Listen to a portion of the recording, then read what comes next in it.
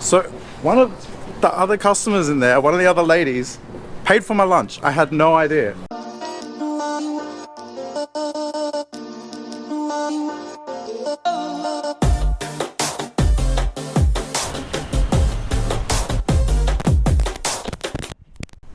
Whoa. Well, today I'm going to be doing one of my favorite things to do in this city, a bit of aimless exploring. Don't worry, we're all good.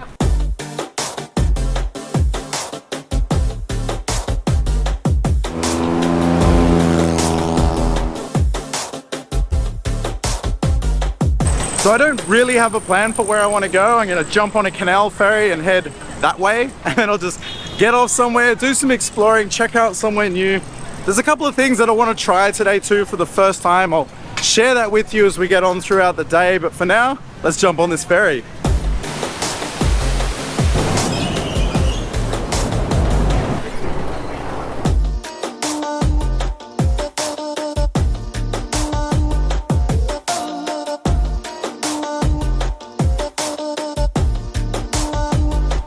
Alright, I have gotten off somewhere. I don't really know where, but let's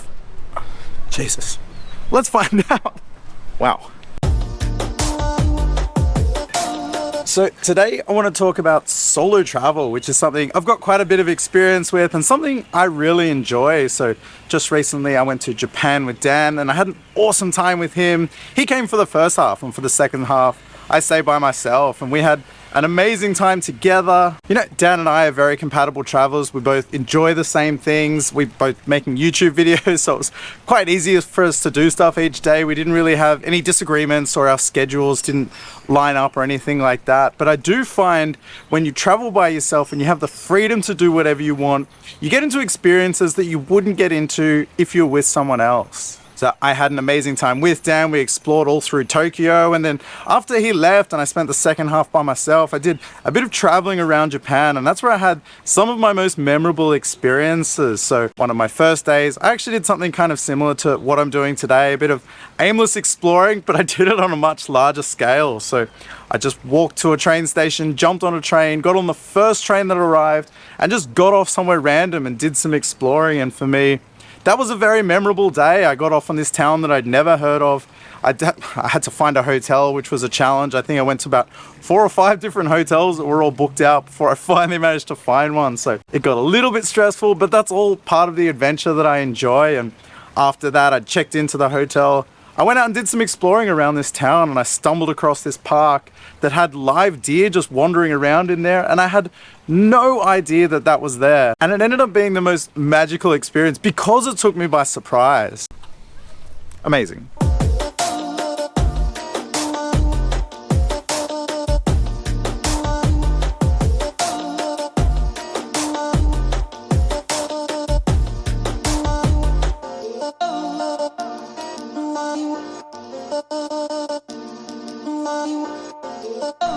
So I've just come around to some random little village. Sometimes it's really easy to forget that you're in Bangkok when you see, I mean, look, there's this big block of empty land behind me, full of roosters and chickens. There's a tuk-tuk. That reminds you that you're in Bangkok.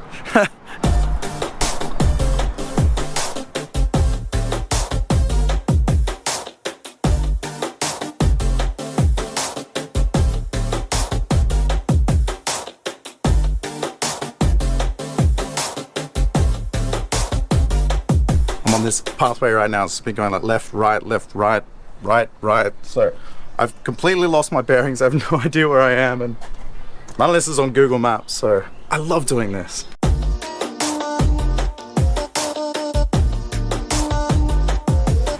Another amazing experience I had in Japan was when I got to Osaka. So because I went there alone, I was able to meet more local people, and what you often forget is that when you're with other people, you're slightly less approachable. So one night I just went down to this little sort of like ghetto park, I guess, in the middle of Osaka, and there was a whole bunch of people there skating, and one of the guys' skateboards went flying over towards me, and I sort of kicked it back to him, and he asked me if I want to have a go on it.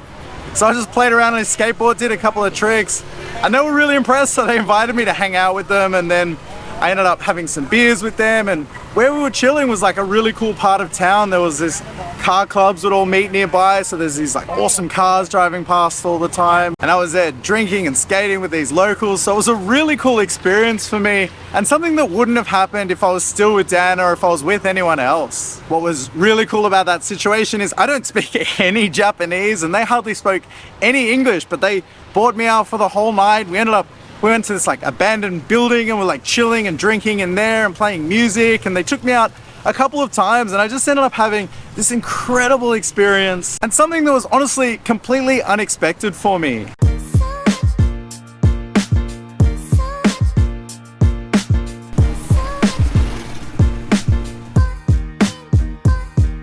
So continuing on this journey, I still don't know where I am.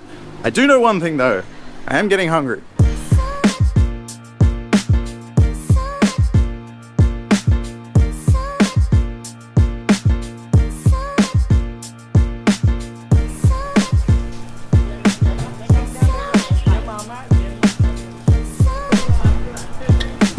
Can you do pad krapao? ผัดกะเพรามีค่ะ Pad krapao mo? I mean? Fried rice? Yes. Okay.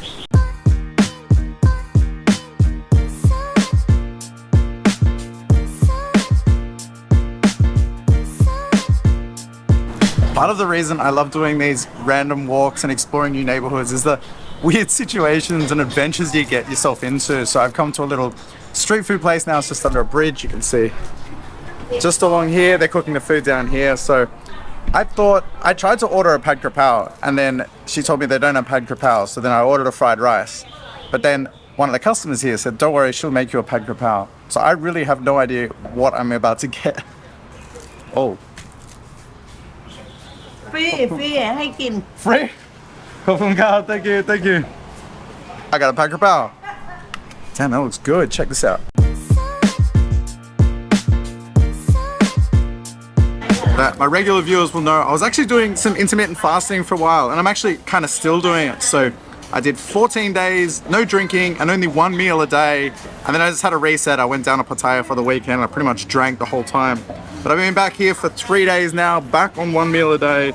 So every time I have just one meal, I need to make it count. And this looks amazing. By the way, I ordered a soda and a red soda. Yeah, that's like a soda with red cordial. Anyway, all good. Part of the adventure. So I haven't had a pad krapao in a really long time. Decided to try this.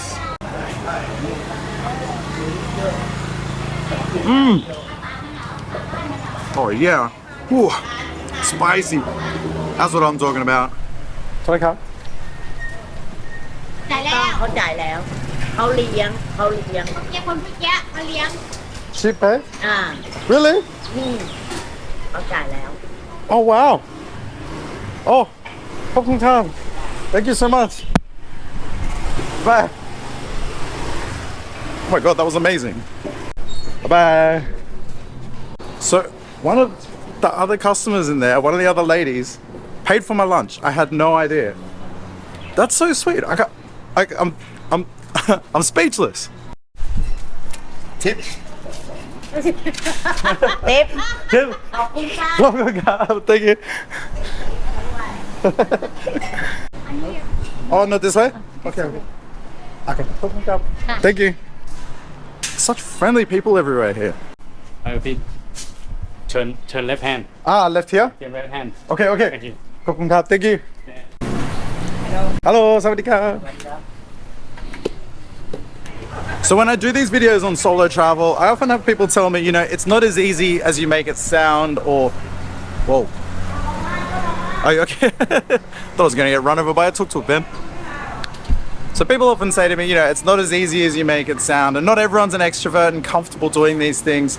But I find when you push yourself to get out of your comfort zone and you do these things and you overcome these little challenges, that's when you have these really rewarding experiences. For me, the first time I experienced solo travel was not actually by choice. I was with a friend and we were over in South Korea. It was my first time visiting Seoul. And he got called back on work. There was some work emergency and he had to leave on like the second or third day. So I was stuck in this massive, crazy city by myself. First time there, completely out of my comfort zone. But I pushed myself to get out and go explore some bars and go do all these things that I hadn't done when I was with him, take the subway for the first time.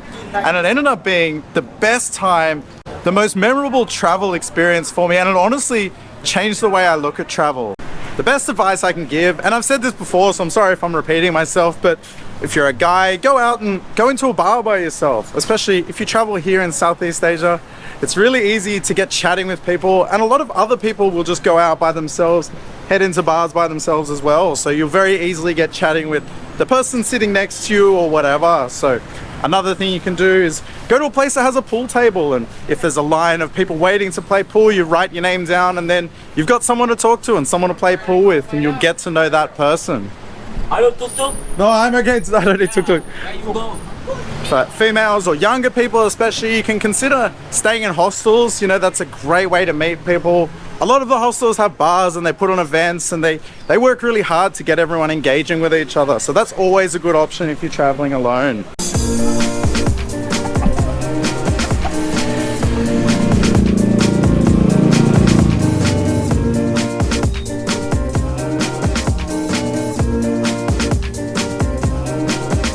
I'm definitely a wanderer. I like to just aimlessly walk around and explore places, see new things for the first time, and I find that when I do it by myself, I'm able to soak in so much more. If I was with a friend doing this same thing, you get caught up in conversation, and you know, you're not really present and enjoying the moment as much as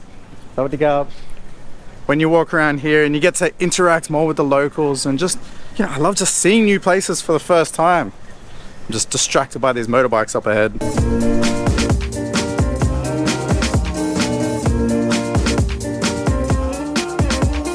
That's a Kawasaki KR150 and a Suzuki RGV.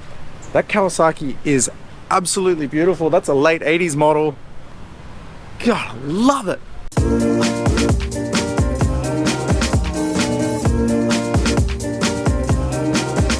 I think that's a 88 or an 89, judging by the colors. Any Kawasaki experts, feel free to let me know down in the comments. So cool.